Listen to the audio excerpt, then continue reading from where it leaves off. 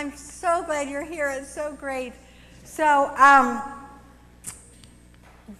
how wonderful this is that we're talking about your joyous life for this whole year. That's our theme. And I want to especially welcome those of you who are here for the first time. There are several people that I don't know. This is going to be a different kind of service than we normally have, because we're going to have this, well, it's already a different kind of service with Bobby, but we're going to have this big ritual of love.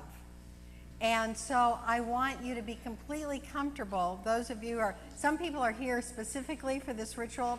Some people do not know what's coming. And so I want you to be completely comfortable to participate or not. There are many choices that you have. So just know that this is the Sunday that's going to change your life, and it's going to be changed for the better. So our theme for the year is Your Joyous Life, and February, of course, is all about love. And the theme for February is the self-givingness of God. Now, that word self-givingness is, you might not have heard it if you're not in metaphysics, but it just means that God, or the source, or the energy of the universe, that foundation from which everything comes, is infinitely generous and has given everything over and over and over again. It has given every single thing that is in your life. And so it's with that infinite generosity that we can say that, you know, love, that's what love is, the generosity of God. And we try to replicate that in our own lives and accept all the good that we possibly can. So that's what this month is all about, but actually it's what our life is about. And the goal of the month, of course, is to increase love, because we think that if you increase love, then your joy level will be higher. And so that's what we're about. You know, we're not about like sin or any of those things, those guilt. We want to get rid of that and forgive ourselves and forgive other people. We're about joy and love. I want to draw your attention to this fabulous altar that Janet Ryan did today. And many of the items on the altar will be used in our ritual, but it's absolutely reflects that self-givingness of God and love. So the title of my shortened talk today is The Blessing of Relationships at Their Very Best. So I want to ask the most basic question, and then I'll answer it. But I'll answer it the way I think the answer is. But you think about it too, and the question is, why are we here? Why in the heck are we here on earth? Why did we take a human life? Why, with this infinite capacity in us, I believe, to have many, many, many living opportunities. Well, we are immortal, so we certainly have more than this earthly life. And we chose, I believe, to come here and have this earthly life, and why the heck did we do that? Now, I'm not gonna let you ponder that too much. That's a really good question, though, isn't it? We could spend a long time on that. Well, I think there's three reasons that we came here, and one is to learn our lessons, and one is to give our gifts, and one is to come to know something about God, or the Creator, or our source, that from which we came. So those three things. There's a wonderful song that Kathy Zavada sings that's called Love, Serve, and Remember. And that's exactly those three things. Loving is learning our lessons, serving is giving our gifts, and remembering is remembering who we are. We are God sparks. So we accomplish these three things that we came in to do, either with a lot of joy or a lot of struggle, and usually a lot of both. We have a lot of, life is intense, yes? And we have a lot of joy and a lot of struggle with these tasks of learning our lessons, giving our gifts, and coming to know something about God. And we learn these and give our gifts and do all that purposeful stuff within what I call 4 major learning lodges that we all deal with on this earthly plane. Next life, it might be something else. So we just right now send some love along with that siren wherever that's going, knowing that God is in the midst of the fire truck, the fireman, and the destination. The learning lodges are health and our relationship with our body. It is our work or expression in the world. That's the second one. And the third one is our supply or our relationship to our time and money freedom. And then the last is relationships, and that's what we're talking about today. So we're talking about relationships being one of the learning lodges in which we do this work of the world. So when we look at the idea of lessons in life, I'm not the only one that has had lessons in relationships. Righto? Yes. Many, many lessons of relationships. Patience, forgiveness, oneness, communication skills, generosity, selflessness, faith, empowerment, anger management. Did I mention forgiveness? And we learn these lessons and many, many, many, many more in close proximity with each other. And so when we look to relationships at their very best, the relationships allows us to accomplish these very important tasks of learning our lessons. That's one of the main purposes of relationships, is to create this learning lodge where we can master the skills of relationship. Now, is this always lighthearted and fun? No, it's not. Patience isn't always natural, and faith takes some hard work to grow it. So the best that relationships provide us is not always the most comfortable. And so when we think that we're in a relationship and it has to go perfectly and smoothly all the time, no, because we are learning our lessons. And as we go up that learning curve, it gets more and more graceful. But at the bottom of the lesson, when we're struggling with it, we're a mess. So when the lessons that the relationship provides us are learned, then the relationship has worked for us. And it becomes the best. Because after we have learned those relationships, or the lessons, and we're more graceful with those skills, then is when the rewards of a harmonious relationship ensue. But we have to go through those life skills of learning those lessons. Yes?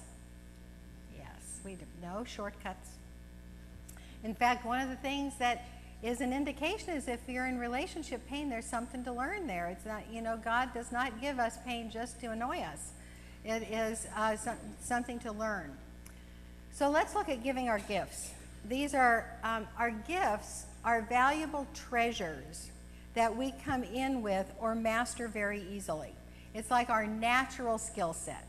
We all have them, just like we all come in to learn lessons, and they're sometimes the same and sometimes different. We all come in to give our gifts, and they're different gifts. And how nice that is, because there's a lot of needs out there, and the gifts provide the fulfillment of the needs. So we all have the gifts. Some are clear communication. Some people, their gift is they know how to fix things. Some people know how to play music, sing music. Some people know how to entertain naturally. Some people are really great storytellers naturally. Some people know how to stay on course. They just somehow just go for it and stay on course. That's a gift that they have. Some know how to create beauty. Our altar team, that's a gift that the altar team gives us. Some people come in already knowing how to foster peace. So there's countless more relationship gifts. And one of the places to give them, of course, is in the relationships. So when relationships are at their very best, they provide a vessel for us to give our gifts into. Now, sometimes these gifts get recognition coming back, and sometimes they don't, right? Sometimes it's easy to give our gifts. Sometimes it's a little bit of a struggle to give our gifts because it's not always easy all the time. But nonetheless, it's actually, we have to have each other in order to be able to give our gifts. So the last piece that we come in really wanting to learn how to do is to bring, relationships are at their best when they bring us to an experience of God. So our teaching is that God is in all of us, that when you look into the face of anybody, you are looking into the face of God. When you look into the faces of your pets, which is sometimes easier to accomplish this, you are absolutely looking into the face of God. And so we're all God beings. We are all God beings in these earth suits.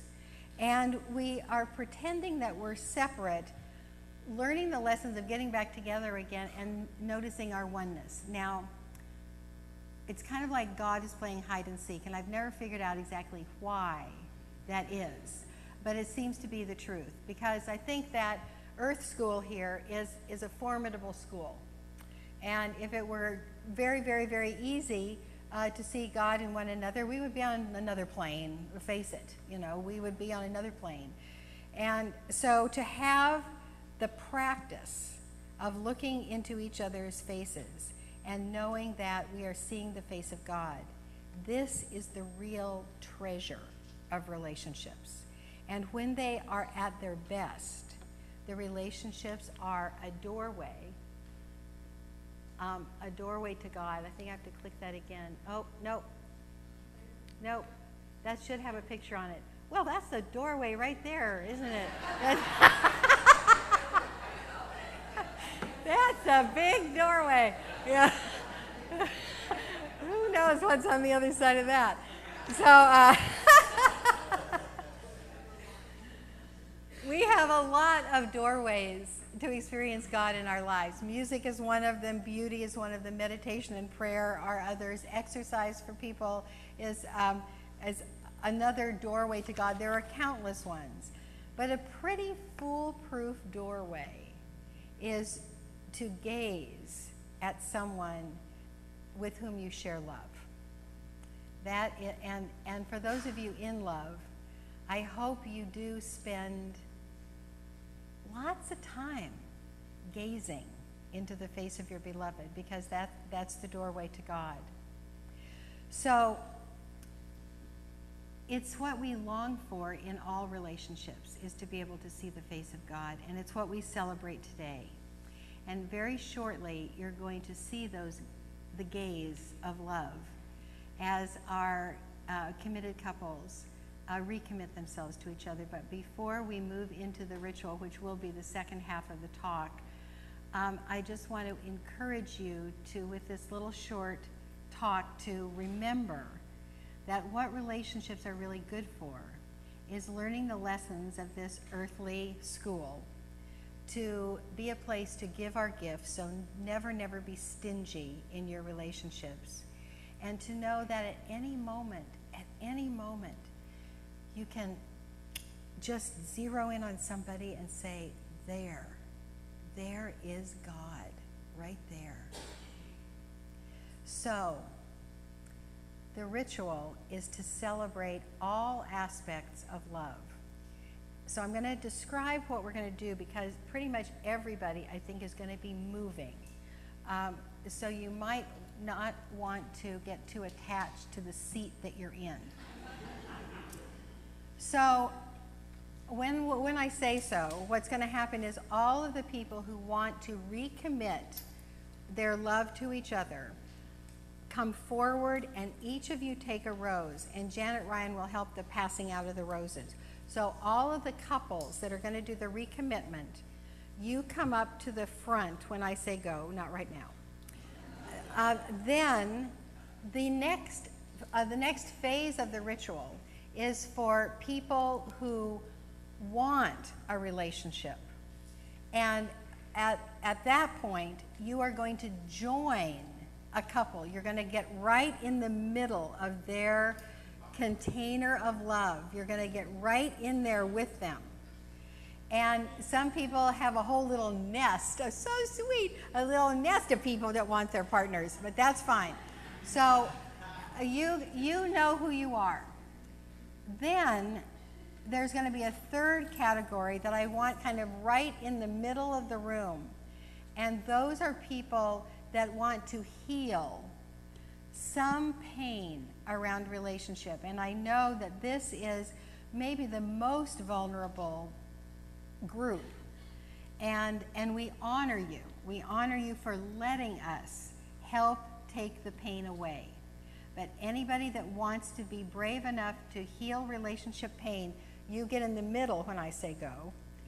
And then anybody who's pretty content with the way their relationships are, whether you're married and you're happily married but you're not here with your partner, or you don't have a relationship but you're really okay with that, you got a lot of friends, whatever, those people, you are the guardians, and you form a circle around the whole room. Now there might be a fifth group here, which are people that are having a little clutching in the center of their chest right now, going, oh my God, do I have to do this? No, you do not. You do not have to do it. You don't have to be any of those people. Just kind of stay out of the middle, or somebody might come and try to heal you. Okay?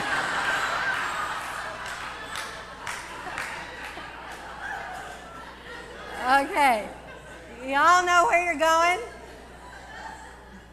Then let us welcome the couples who are ready for their recommitment vows. Please come up and take a rose.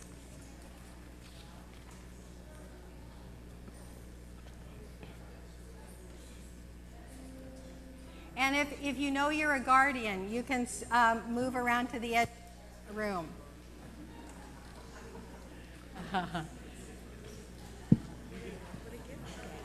Perfect. Oh. Yeah.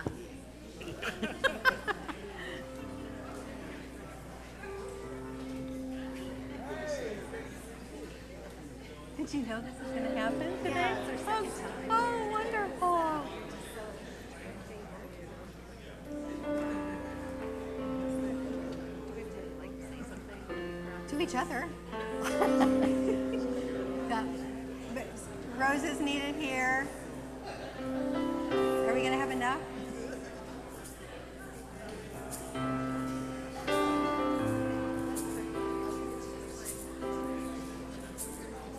Oh.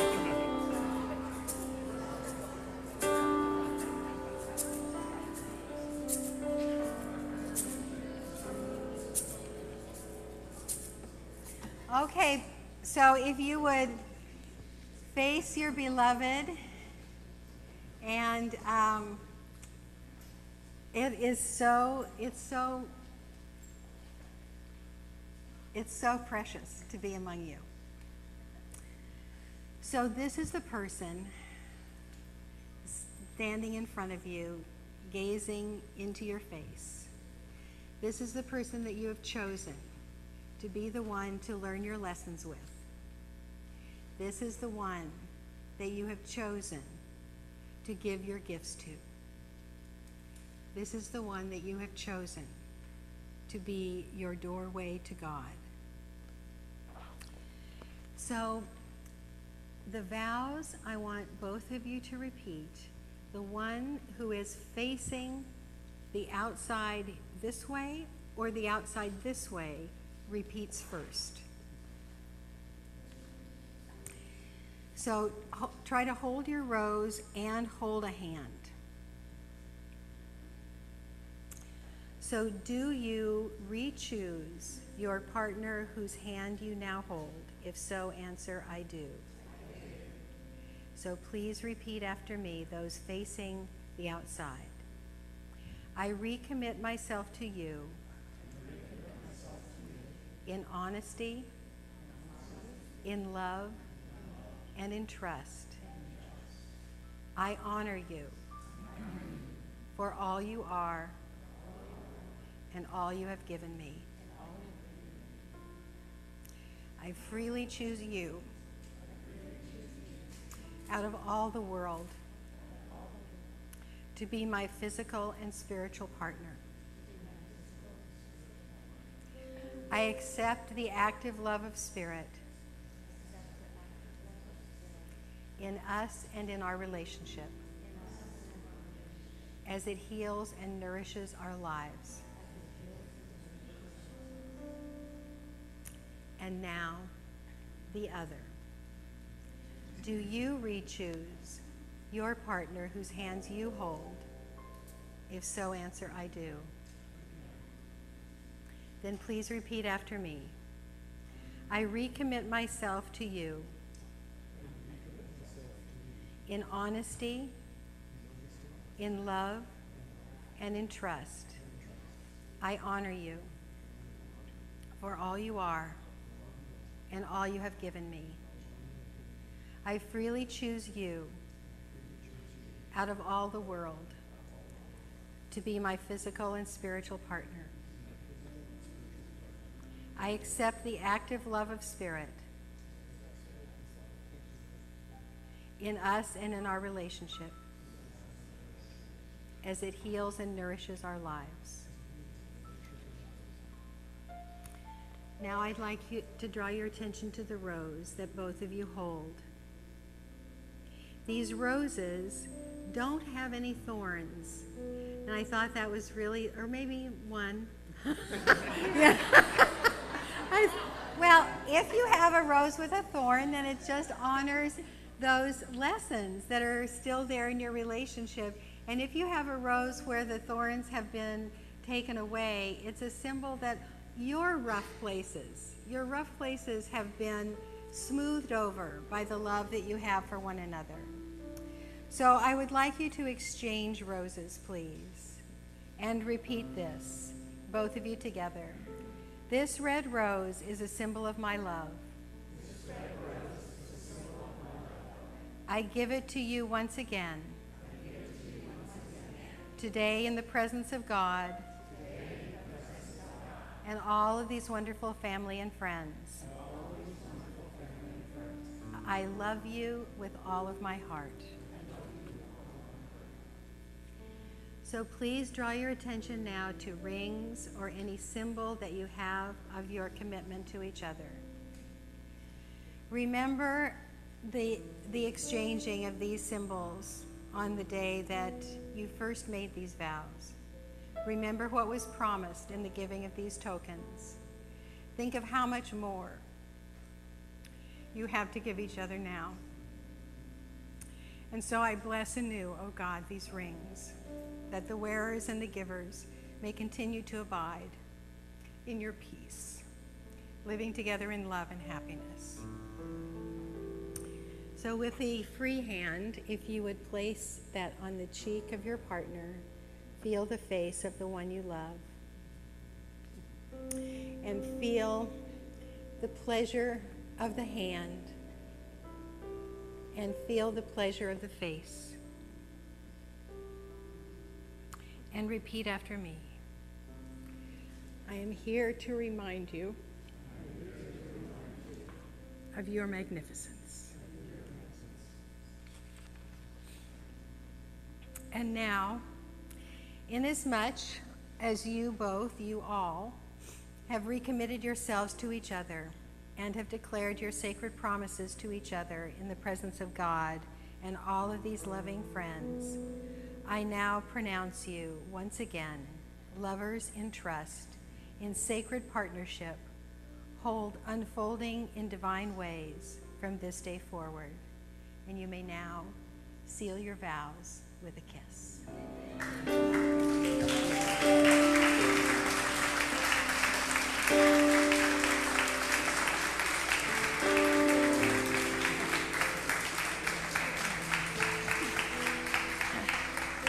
So now, if those who would love to have a relationship would come and get right in the middle. That's it, right in the middle. Wait. Yeah, we are going to sing. We're going to sing, but now you get two songs, you seekers.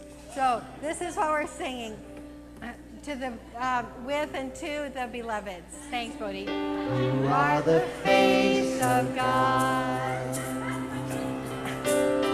I hold you in my heart.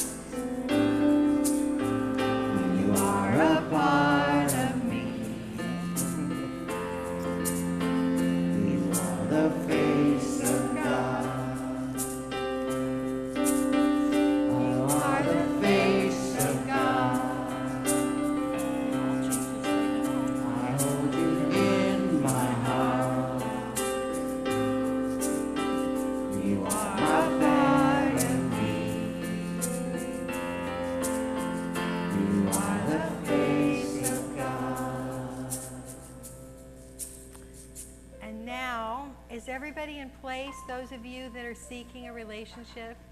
And so, you got to look at this image. So now we have one of those logistical things again. The couples need to get a feather for each person that you are serving. So there's 2 glasses of feathers. So just make sure that for every single person you have a feather. Now these feathers are turkey feathers, and they're very important because no, the turkey is a very powerful medicine animal, and the symbolism is it symbolizes all earthly blessings and the ability to accept them. And so one of the things that happens with people seeking is that sometimes they need to kind of expand and exercise their accepting muscle. And so I want you to take the feathers home and put them on your altar, knowing that God is ready to give you your person. And so what I want the couples to do is now kind of bless the feathers and maybe stroke their cheek with the feathers and, You got to have feathers for each person. Do we not have enough feathers?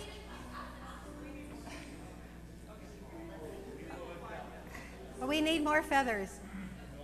Okay, here, here. Yeah. Just, share. I guess we got to share the feathers. You know, I had 21 feathers. I had no idea. Oh, here's more feathers. Good, good, good, good.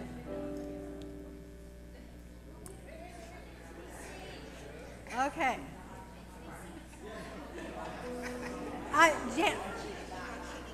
What? The couple is to get the feathers to give to the single people. Okay? 1 feather per single person. 1 feather per single person. Okay, we all got it now?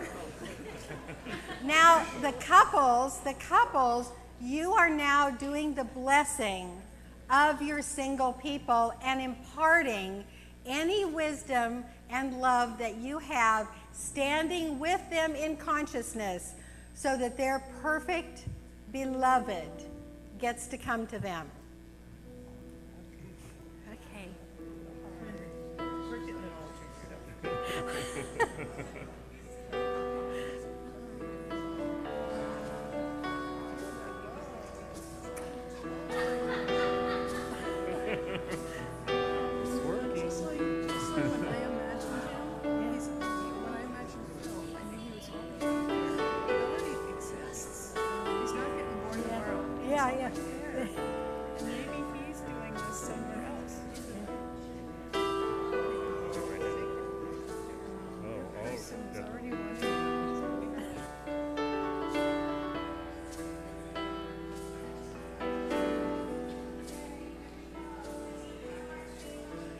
Are not going to be single much longer. I am opening up in sweet surrender to the luminous love light of the one. I am opening up in sweet surrender to the luminous love light of the one. I am opening. I am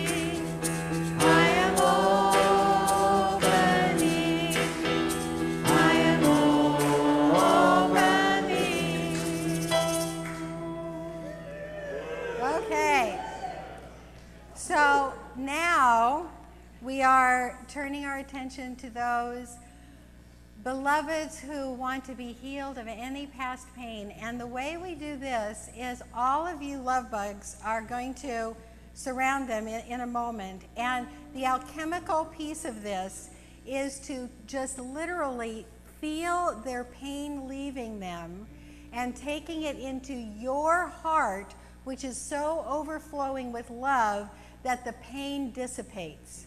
So somehow we have little spoons and little cups of maple syrup. So somebody needs to take 4 little cups of maple syrup and a bunch of little spoons to the middle of the sanctuary here, and everybody else surround those people who want healing. So let's make way for the symbol holders.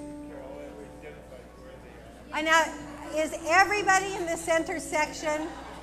Okay, I'm gonna get down here. So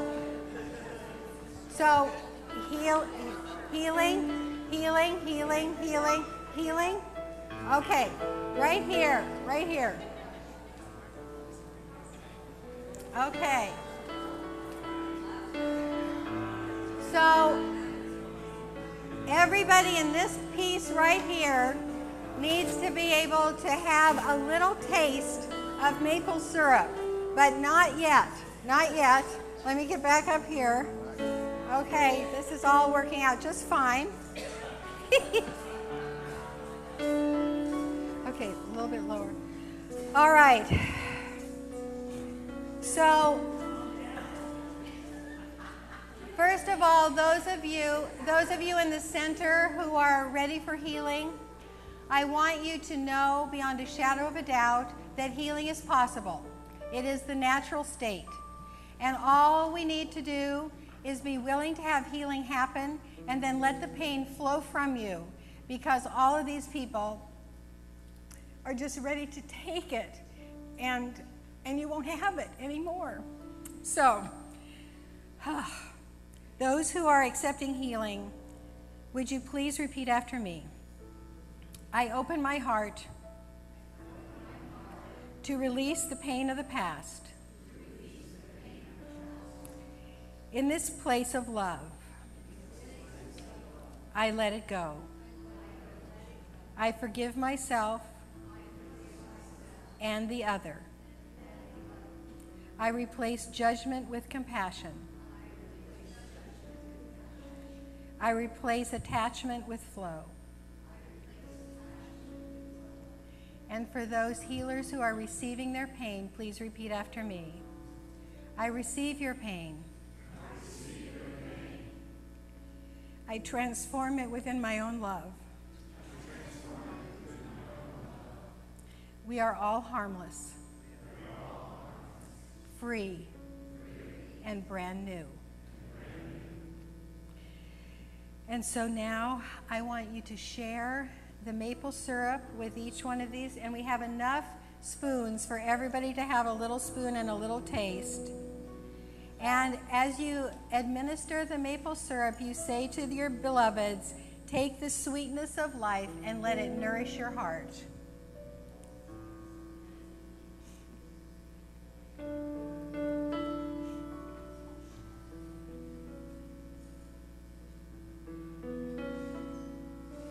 Make sure everybody gets some.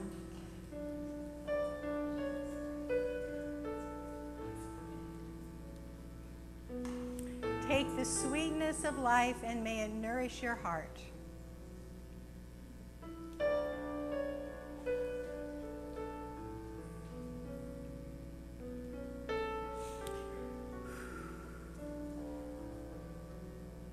And here is your song, beloveds.